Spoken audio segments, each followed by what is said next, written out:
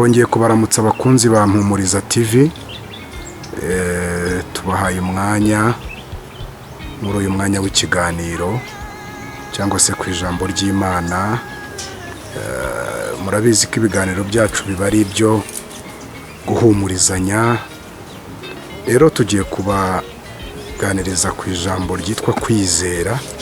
Umuntu wese ufite amakuba, ufite ibyago, tugiye kwakira umubyeyi Pastor Zigirinshuti Michel kuri MPUMURIZA TV atuganirize, yongera dusubizemo imbaraga. Karibu, turakwakiriye. Murakoze cyane, Imana ibamuhisha. Ndagira ngo dusubije ijambo ry'Imana dusanga muri Luka ibice 18:8. Ubutumwa bwiza bwa Yesu Kristo bwanditswe na Luka ibice 18 umurongo waho wa 8 gusa. Somo uwo murongo niwo uri bube ifatizo ryo kuganira mu by'uganira. Kaduhe ku gatandatu. Nuko umwami Yesu arabaza ati, ntimwumvise ibyo umucamanza ukiranirwa yavuze? Ubwo bibaye bityo Imana yo ntizarengera intore zayo ziyitakira ku manywa na nijoro, ese yazirangarana? Ndababwira yuko izazirengera vuba. Ariko umwana w'umuntu naza, mbese azasanga kwizera kukiri mu isi? Nimwumve amagambo ya Yesu namwe. Ndababwira yuko izazirengera vuba, intore zayo. Ariko ntibizanazirengera vuba. Umwana w'umuntu naza, kandi aha ngaha yita umwana w'umuntu yari Yesu, naza azasanga kwizera kukiri mu isi? Ni aya magambo nshaka tuganiraho inshuti zanjye bakunzi ba MPUMURIZA TV, kugira ngo dusobanukirwe ijambo ryitwa kwizera. Kwizera, iri jambo kwizera muri Bibiliya rivugitse uburyo butatu, ariko iyo ugenzuye usanga abantu abakristo batarigishijwe kwizera uko ariko nuko gukora. Ubundi kwizera kwa mbere kwifatizo kubanziriza ukundi kose kwabaho ni ukwizera guhesha agakiza. Dusoma mu Baroma igice cya 10 umurongo wa 9 n'uwa 10, ahavuga ngo kuko umutima ari w'umuntu yizeza akabarwaho gukiranuka, yakwatuza akanwa agakizwa. Kuri ijambo rivuga kuno kwizera kwa mbere guhesha umuntu agakiza. Umuntu agakizwa akihana akatura ibyaha. Urumva arabanza akizera ijambo ry'Imana yumvise, yamara kuryizera akihana akatura ibyaha, akakira agakiza bitavuye ku mirimo myiza yakoze. Kuno kwizera kwa mbere. Ndetse n'ibyakozwe n'intumwa 15 umurongo wa 9 naho niko havuga ngo Kristo yatwejesheje kwizera. Kwizera kwa kabiri ni ukwizera umuntu agirira Kristo ko ashoboye byose. Ibyo murabizi mu bucuti busanzwe, mu mubano w'abantu usanzwe, umuntu mubana mukundana w'inshuti, bisaba ngo umwizere, bisaba ngo umugirire icyizere. Iyo utamwizera aramenya yuko mubanye kutamwizera, cyane iyo hari nk'ibintu wamuhishe kandi akabimenya nyuma. Iyo wababaye ntumubwire, iyo wagize ikibazo ntumubwire, kandi yifuza kujya amenya imibabaro yawe, biramubabaza cyane. Matayo 21 umurongo wa 21 niko havuga. Ndashaka gusoma aho hantu. Matayo 21 umurongo wa 21. Matayo ibice 21 umurongo wa 21, twumve uko havuga. Yesu arabasubiza ati, ndababwira ukuri yuko mufite kwizera mudashidikanya, mutakora nk'iby'umutini gusa, ahubwo mwabwira n'uyu musozi muti shinga utabwe mu nyanja, byabaho. Kandi ibyo muzasaba mwizeye muzabihabwa byose. Imana idufashe cyane. Kwizera kwa gatatu ni ukwizera kw'impano. dusanga mu rwandiko rwa mbere rw'Abakorinto igice cya 12 umurongo wa 9, ahavuga ngo uwo mwuka ahesha umuntu impano yo kwizera. Aha rero twumvise kwizera ku buryo butatu. Hari ukwizera kwa mbere umuntu yakira ahabwa na Kristo, ari wo munsi amwakiraho. Uko gufite imbaraga kuko niko kubyara umukristo. Kuko kubyara umukristo niko kwatugiza abo turi bo. Imana dufashe cyane. Hakaba kwizera kwa kabiri ko kwizera Kristo. Ukumva ko Kristo yakubyaye, ubwo yabaye umwami wawe, yabaye umucunguzi wawe, azabana nawe, azakugirira neza. No kwizera ko kw'Imana. Muri Habakuki igice cya 2 umurongo wa 4 havuga ko uku kwizera kubeshaho ubwako n'ubuzima. Muri Matayo 6 umurongo wa 30 hakavuga ko gushobora kugabanuka cyangwa kwiyongera. Ni ukwizera gushobora kugabanuka cyangwa kwiyongera. Muri iri jambo gushobora gukenera kongerwa. Ariyo mpamvu bigize basenga ngo twongerere kwizera. Muri Matayo 21 umurongo wa 21 gushaka ngo niba wizeye, niba ukoresheje kwizera ntibongeremo gushidikanya. No gushidikanya kubonye akanya, kwizera kugaba kwagabanutse kuko bisa n'ibisimburana, kimwe kimukira ikindi. Muri Mariko ibice 9 umurongo wa 24 baravuze ngo Yesu udukize kutizera. Nuvuga ko kutizera si icyaha ko tuvuga ubusambanyi, ubusinzi, ubujura, ariko ni icyaha ku mukristo. Kuba utizeye Kristo kandi uri uwe. Kuko kwa kabiri ukumvuze no kwa kabiri. Kuba utizeye Kristo ni icyaha, ni ikosa Yesu byasaba ngo umubabarire. Akubabarire, pardon, umubabarire, byasaba ngo umubwira kubabarire. Kuko hari ahantu wageze akenera ko wamwizera ntiwamwizera. Mariko ibice 9 umurongo wa 19 Yesu yarivugiye ubwe ngo kubana namwe bafite kwizera gukemwe birananiye. Yesu biramugora kubana n'umuntu ufite kwizera guke. Ugiye kwizera guke bisa n'ibimunanira, bisa n'ibimugora. Muri make uwo muntu amuburira uburyo, abura uko yamugira. Mariko 11 umurongo wa 24 havuga ko kwizera ngo ku muntu usabye. Ntabwo dukwiye gupfa kuvuga nk'abasakuje gusa, tujye imbere y'Imana tuvuge gusa, tuhasuke amagambo menshi y'ibyifuzo. Tugombye kugirira icyizere uwo dusabye, twumva twizeye ko azabikora. None se mu madisikuru y'abayobozi, iyo uw'akarere yasuye uw'umurenge, ntabwo uzi ko uw'umurenge abanza akavuga ibikenewe muri uwo murenge, uw'akarere akaza kuvuga asubiza. None se iyo guverineri w'intara yasuye uw'akarere runaka, ntimuzi ko uw'akarere amwakira avuga ibikenewe, guverineri akamusubiza abitangira ibisubizo. Iyo perezida wa repubulika yasuye ikigo runaka cyangwa se umuryango runaka, ntimuzi ko babanza kumubwira ibikenewe akaza kuza abisubiza. Ibyo si kuki babyizera? Niba twizera ibintu abandi bazakora, kuki tutizera ko Kristo yakora ibirenze ibi ngibyo? Luka igice cya 1 umurongo wa 15 haravuga ngo kandi hahirwa uwizera. Bivuga ngo kwizera guherekeza umuntu mu masezerano ye, mu byasezeranijwe. Hahirwa uwizera bazahabwa ibyo yasezeranijwe. Kwizera ni mugenzi wawe, ni mugenzi wanjye, kuramfasha ukamperekeza mu rugendo rutoroshye rwo gutegereza iby'Imana yansezeranije. Luka igice cya 5:20 gukoresha ibidasanzwe. Gukoresha ibidasanzwe ugasanga na Yesu ubwe biramutangaje uko abantu bizeye, umwe cyangwa benshi. Aha tuhasanga inkuru y'abantu basambuye igisenge hejuru bakamanura umurwayi aho Yesu yari ari. Uwo munsi yaravuze ngo kwizera mwizeye uyu munsi kuranshimishije, kurantangaje. Muri iri jambo nanjye bimfashije kuba mfite abantu bageze kuri urugero rwo kwizera. Imana ishimwe. Bivuga ngo umukristo iyo akoze ibintu byo kwizera bihambaye, iyo kwizera kumukoresheje ibihambaye, na Yesu aranezera. Yohana igice cya 5:44-47, aha hantu muhitondere. Yohana igice cya 5:44-47, hatubwira ko umuntu wese uharanira gushimwa kwe, kwizera kutakorera muri we.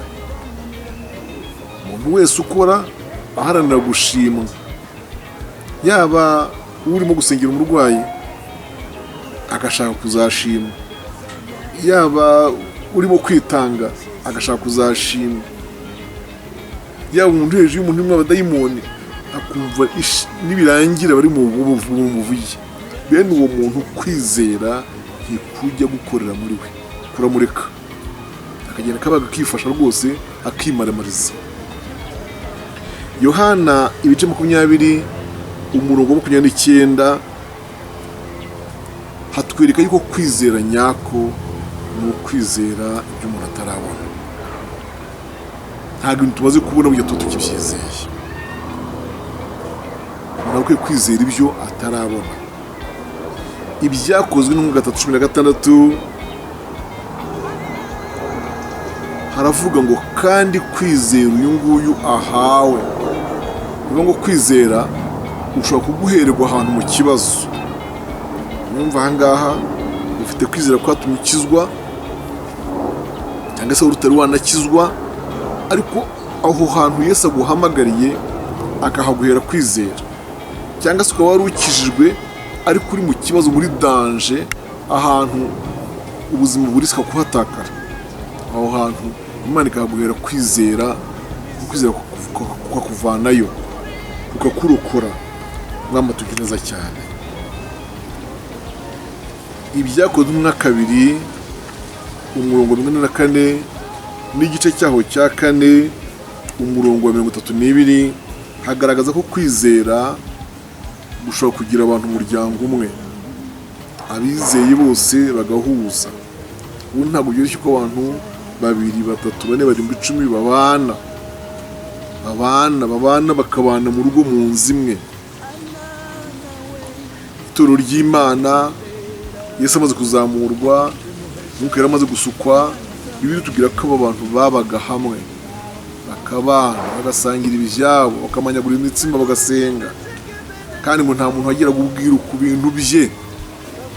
Ibi rero niko kwizera nyako. Kwizera gutuma abantu bahinduka umuryango umwe cyangwa baba bamwe. Abaroma 3:27 kugera ku 31, ahandi hasoma Abaroma 3:27 kugera kuri 31.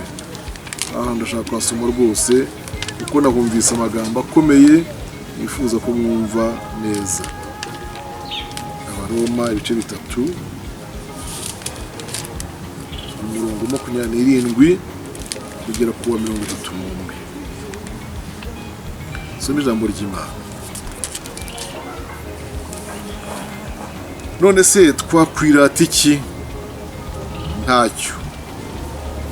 Ni ayahe mategeko yabitubujije? Ni ay'imirimo? Reka da. Ahubwo twabibujijwe n'amategeko yo kwizera. 28 kuko duhamije yuko umuntu atsindishizwa no kwizera atari imirimo itegetswe n'amategeko. Mbese Imana ni iy'abayuda bonyine? Si iy'abanyamahanga nabo? Ni iy'abanyamahanga nabo, kandi ubwo Imana ari imwe izatsindishiriza abakebwe kubwo kwizera, n'abatakebwe nabo izabatsindishiriza kubwo kwizera. Ese noneho duhinduza ubusa amategeko kwizera? Ntibikabeho, ahubwo turayakomeza. Bene data, amagambo arakomeye cyane, kuko njya numva hari abantu bihutira kwigisha aya magambo yo kwizera. Twakirwa kubwo kwizera, si imirimo myiza. Ugasanga abo bantu barashaka gukuraho imirimo, ariko nugaruka muri Yakobo igice cya 4 urasanga aho havuga ngo mwene data ufite kwizera noneho ukora iki? Imirimo. ubwo kwizera kudafite imirimo kuba gupfuye. Hanyuma si ubwo ko abantu baba basigaye mu cyeragati burungabangabo. Umwe aturutse ahangaha aragira ati nta by'imirimo bakijwe, nta mirimo dusabwe, twakijwe kubwo kwizera. Undi aturutse hariya ati rata kwizera ukwiye kugira imirimo. Muri teolojiya baravuga ngo ntabwo ibyanditswe byera bya Pawulo yandikira Abaroma n'ibi ngibi Yakobo yanditse avuga kwizera ntibivuguruzanya ahubwo biruzuzanya. Au lieu de contradiction harimo complémentarité. Ntabwo Pawulo avuguruza Yakobo cyangwa ngo Yakobo avuguruze Pawulo, ahubwo baruzuzanya. Kuko Pawulo arabwiriza avuga yuko umuntu mbere yo kwizera ngo akizwe nta mirimo bamubaza, yizere gusa arabakijwe, nta mirimo bamubaza. Yakobo akigisha ko wa muntu wamaze kwizera agakizwa akwiye gukora imirimo. Ibyo bitwaye iki? Kamvuge muri iri jambo rero kugira mu byumve, nta kintu uvuka asabwa kuri ma première existence kugira ngo mbeho bwa mbere ku isi, mpinguke ku isi nitwe umuntu, nta kintu nsabwa. Niye pa morore, nta kintu ngewe nsabwa, nta kintu mvuga ngo narakoze. Ariko aho mari kugera ku isi mvutse ndasabwa gukora. Mana dufashe cyane. Aya magambo nize ko muyumvise neza rwose, ko kwizera gufite amategeko yako. Niyo mpamvu Pawulo asoje avuga ngo nese ubu ngubu dufate kwizera tubwiriza ubusa amategeko. Ati wa yada ntabwo nabibemerera ntibikabeho. Amategeko tuzayakomeza kandi twizere. Mwama dufashe cyane. Kandi ayo kuyakomeza nabwo ashatse kuvuga yuko tutayakomeje nk'ayo mu mpapuro, tuyakomeje nk'ayo mu mutima. Mana dufashe cyane. Abaroma igice cya 10 umurongo wa 14 kugera 15 tuhasangije muri vuga ngo none se bamwambaza bate bataramwizera. Bivuga ko umuntu utarizera Yesu no kumwambaza ntiyabikora, bishoboka. Bari ku rwambere rw'Abakorinto igice cya 2 umurongo wa 21 ahantu hari amagambo akomeye. Bari ku rwambere rw'Abakorinto igice cya 2 umurongo wa 21 tuhasome mwumve. Abakorinto ba mbere igice cyaho cya 2 umurongo wa 21.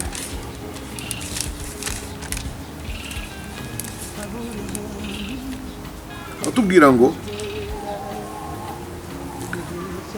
reka dore kuri 20. Mbese noneho umunyabwenge ari he?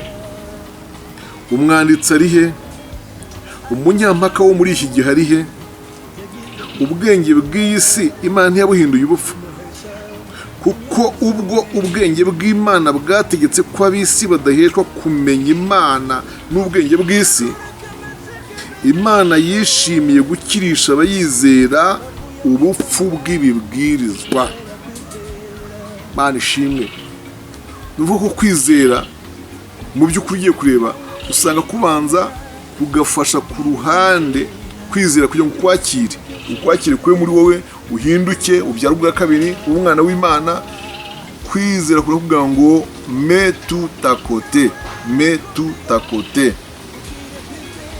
put all inside.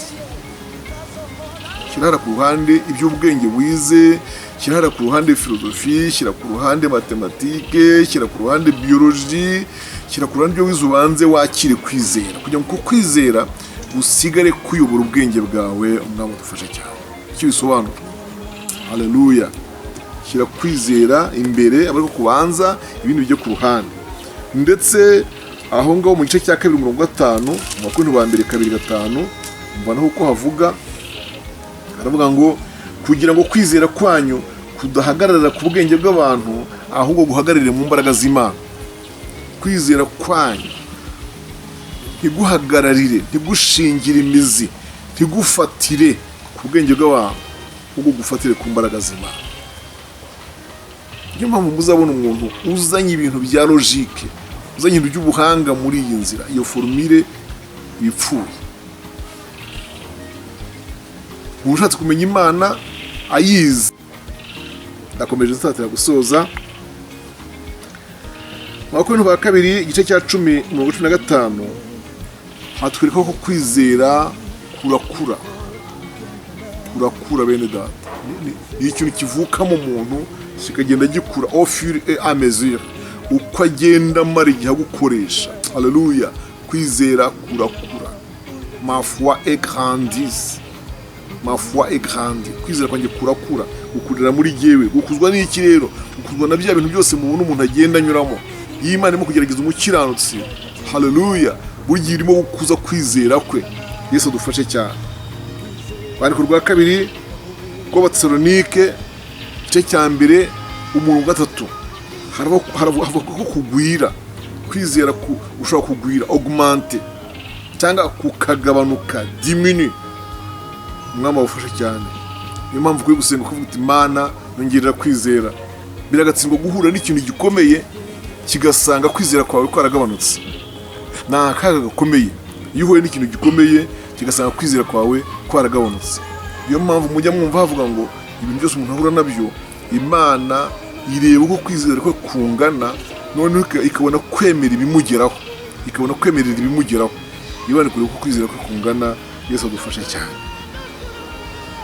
Urwandiko rwa mbere rwa Timoteyo mu gice cya 1:18 kugera ku 19, kwizera ntigushaka ntikwemera gukorana n'umutima uri mu ibyaha. Ntibishoboka. Hariya Pawulo yabwiye Timoteyo ngo ukomeje kwizera kandi ufite umutima uticira urubanza. Ijambo ry'Imana kugira ngo kwizera kwawe Kristo yaguhaye, kwakubyaye, kwakumwizera umugirira kugira ngo mukorane imirimo n'ibitangaza, ntigushaka ngo ubikore cyangwa ubane nako hari mu ibyaha. Yesu adufashe cyane. Soza rero, bari kuvuga kabiri rwa Timoteyo igice cya 2:18 ukwizera abakozi ba Satani na Satani ubwe niko baza bashaka ku Mukristo. Iyo bashaka kunamura umuntu no kumuca intege baza bashaka kwizera kwe. Mukristo watakaje kwizera burya aba yagiye. Kuko kwizera ko kwari kumuhaye ku inshuti ya Yesu, kuko kwari gushyigikiye ubucuti bwe na Yesu. Noneho rero iyo kwagiye kugabanuka akagutakaza, icyo gihe nyine aba arimo agenda arembera.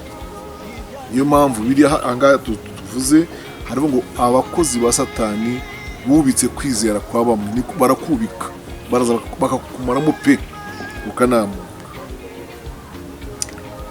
Usoreze mu Baheburayo igice cya 12 umurongo wa 2. Abaheburayo igice cya 12 umurongo wa 2. Umurongo uravuga ngo dutumbira Yesu wenyine. Mana dufashe. Nuko natwe ubwo tugoswe n'igicucu cy'abahanyu bangana batyo, twiyambura ibituremerera n'icyaha byose, n'icyaha kibasha kutwizingiraho vuba, dusiganirwaho dutegekaho twihanganye, dutumbira Yesu wenyine, niwe banze ryo kwizera kandi ari nawe ugusohoza rwose. Imana idufashe. Yesu niwe banze ryo kwizera kwawe nanjye, niwe musingi, cyo ni Kiswahili, fondation mu Gifaransa. Niwe base, niho hantu kwizera kwacu ugomba kwicara, niho ugomba gufatira. Mwama dufashe cyane. Tugiye kugenzura mu buryo bw'inyubako, Yesu yubatse mu nguni zose z'inzu. Muri fondation ifashe inzu, Yesu nibuye rikomeza imfuruka. Mu nguni arahubatse. Hagati hakubaka amabuye mazima rero Yesu niwe banze ryo kwizera kwacu. Niwe rutare twasatuweho. Yesaya 51 murongo wa mbere ko havuga niwe rutare twasatuweho. Turi ibimanyu cyangwa se ibimene by'amabuye, ariko byamenetse kuri nde? Kuri Kristo. Byamanyuwe kuri Kristo. Hanyuma ibyo bimene by'amabuye, ibyo bisate by'amabuye bijya gucongerwa ahantu hiherereye kugira ngo bize byubake ku nzu ya Kristo. Bana igukomeze mwene data, ukomeze ugire ihumure muri Kristo Yesu. wibuka yuko ari we kwizera kwawe gushingiyeho, niwe wakuguhaye. Hanyuma Abaheburayo 13:7-8 hakavuga ngo haracyasigaye igihe kigufi cyane kandi uzaza ntazatinda, ariko umukiranutsi wanjye azabeshwaho no kwizera, nyamara nasubira inyuma umutima wanjye ntuzamwishimira. 3:8 hakavuga ngo ariko twe ntidufite gusubira inyuma ngo turimbuke, ahubwo dufite kwizera ngo tuzakize ubugingo bwacu. Imana ibongereye kwizera, ibaha umugisha. Wewe urugabanukiwe mwene data no kwizera, kwagiye ugabanuka ugabanywa n'ibintu wagiye unyuramo, Imana ikongereye kwizera, wongere ukomere. Don't give up, wicika intege, ubwo mwegera umbwira ngo nyongerera kwizera. Mu gihe ntari nabona inzu yanjye gikodesha, nyongerera kwizera, nkomeze nihanganire ngene. Mu gihe ubushomeri bugikomeje ntarabona akazi, unyongereye kwizera. Ye mukobwa, umubwira uti mu gihe fiyanse ataraboneka kandi imyaka igenda ikura, nyongerera kwizera, sinamuke, sincika intege. Mwaba wafashe cyane. Mushiki wacu, muryango mwabuze akana, mwashyinguka mutarabyara. Mu gihe urubyaro rutari rwaza, umwana akaba ataraboneka, Yesu nakongereye kwizera. Haleluya. Wamfubyi we yasigaye ikaba yirera. Reba imyaka yose wireze, rero tubuzima amaherezo yabwo nayahe, ariko Imana ikongerere kwizera. Kongerere kwizera gusa nta kindi. Nicyo gikenewe muri situasiyo zose umuntu yaba arimo. Icyo igikenewe cyihutirwa, Yesu akongerere kwizera. Dusenge Imana. Urakoze Mana kubw'ijambo ryawe twumvise ryo kwizera. Umwuka wera adushoboje dusobanura kwizera ku buryo butatu, uha abana bawe kubyumva basobanukirwe, kandi babashishe gukomeza kugendera mu kwizera, ntibagutakaze. Ijambo ryawe ryanyeretse yuko ari nako kugeragezwa. Iyo umukiranutsi mu kugeragezwa, ni ukwizera kuba kugeragezwa, niko Yakobo yanditse. Kwageragezwa rero kukabyara kwihangana kukabyara kunesha kukazana ibyiringiro. Ubwoko bwe gukomera mu kwizera. Ndagushimiye ko ubyumvise, mu izina rya Kristo Yesu umwami wacu.